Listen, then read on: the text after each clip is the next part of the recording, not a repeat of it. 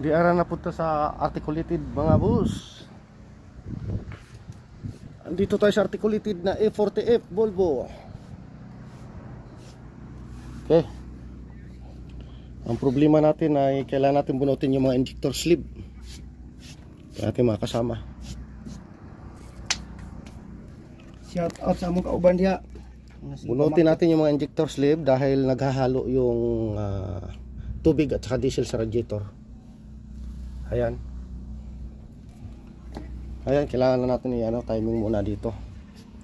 Ito yung kanyang timing sa top dead center. Ito rin pag nag-adjust ka ng intake valve at saka injector. Tapos itong dito, ito naman yon pag nag-adjust ka ng exhaust valve at saka yung sa kanyang exhaust brake. Okay, ito. Yan, may mga marking naman, di tayo mawawala. Yan. Bunutin natin mamaya yung mga injector sleeve. Okay. Alhamdulillah. Ito na mga boss, nakabunot na tayo ng isa. Paano natin? Yan.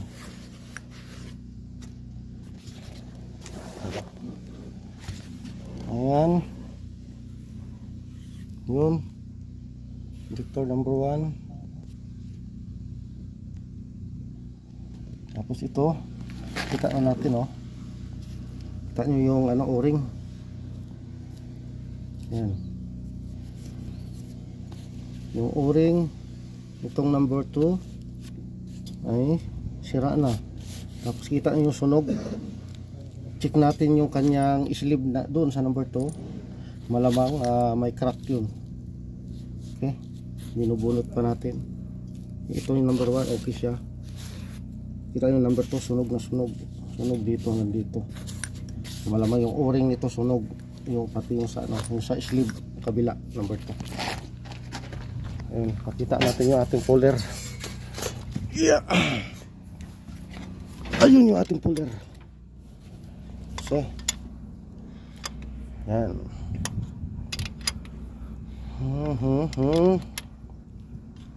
Kita yung puller.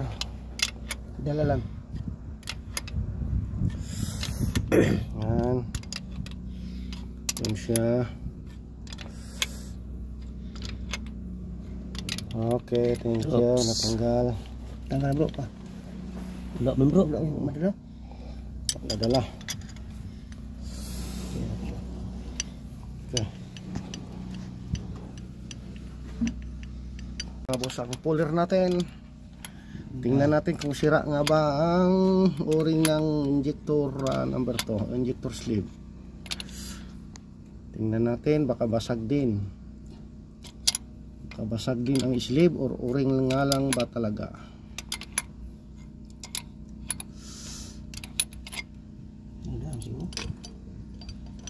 Okay. Ayan. Ayun, sunog nga yung o-ring. Kita nyo. Kitang kita yung o-ring, ha. Yan. Kitang kita nyo yung o-ring. Ayan na siya. Kita na natin yung problema. Okay. Tapos aray ko siya. Kita nyo itong o-ring dito sa number 1, diba? Okay. Kumpara mo nyo doon sa number 2. Okay. Ito na mga busing na, so kita na natin yung problema. Bali yung injector o-ring. Yan, kita nyo. Ubus na.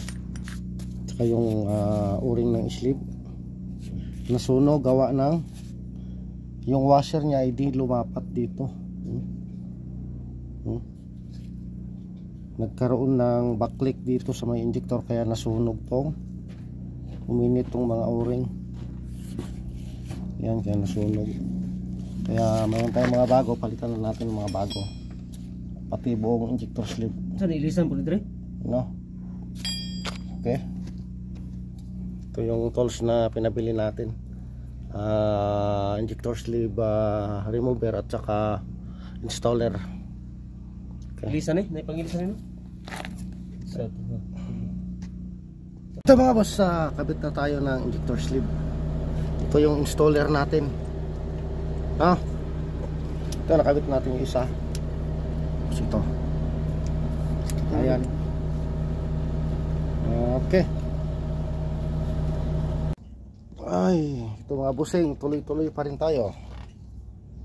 Yan, nakabit na natin mga injector, pati yung sleeve. Adjust tayo ng injector. Ito yung kanyang ano sa adjustment. Tama. Ayan. May gatla. Tsaka mayroon siyang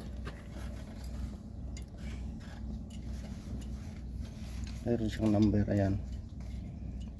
Yan. Sintro mo lang ito. Ito. Dito. Tulad nito. Itong dito sa huli. Ito. Pag ito ang nakatap, adjust mo yung number 5 na intake valve at saka injector. Tapos yung dito naman, adjust mo yung sa brake, brake at saka exhaust valve number 6. Ito intake at saka injector number 5. Ano pa rin siya, palo pa rin tayo sa yung pairing order niya na 153624. Tulad nito 5. Ang sunod mo nung i-adjust dito 5, 1, 5, 3 dito. Tapos itong 6 2 na naman dito sa kabila. Pairing order 5, 1, 5, 3, 6 to 4. Ito. Ang sunod nitong i-adjust is 5, 3. Ikutin mo lang. Itong 6 sunod dito to. Pairing order pa rin. Tapos yung yung tayo number 5. Yung torques pala nito sa injector ay ano lang, 240 degrees plus minus 20. Okay. Adjust natin ngayon. Hindi ko na ipapakita yung pag-adjust, basta ito na, sundan nyo. Yan. Ang makina natin ay D16F. Okay, articulated.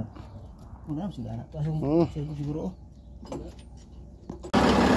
Ano mga boss, mandar na.